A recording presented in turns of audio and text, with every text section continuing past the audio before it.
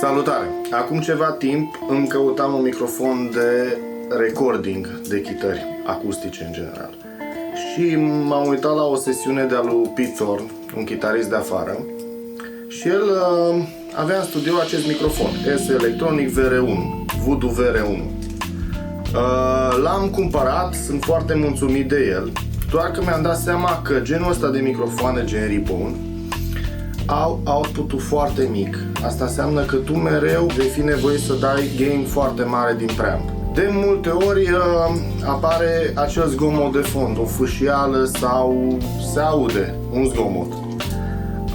Pentru asta, cei de la Fly Music mi-au trimis această jucărie care se numește Dynamite. Apropo, microfonul este luat tot de la băieții de la Fly Music.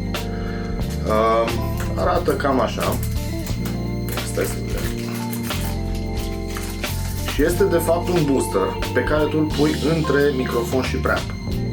Ce face boosterul ăsta? Îți dă un 25 de decibeli și tu vei merge cu gain-ul din preamp mai jos. Adică dispare și zgomotul acela de care v-am povestit și track-ul este mult mai curat.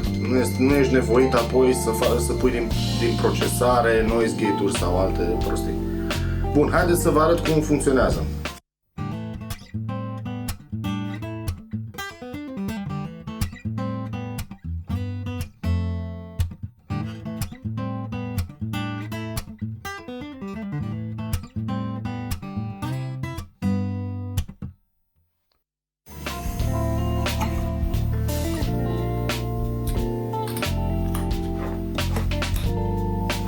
Acum, după ce am montat acest booster, după cum vedeți, gain este foarte, foarte mare și reduc din preamp.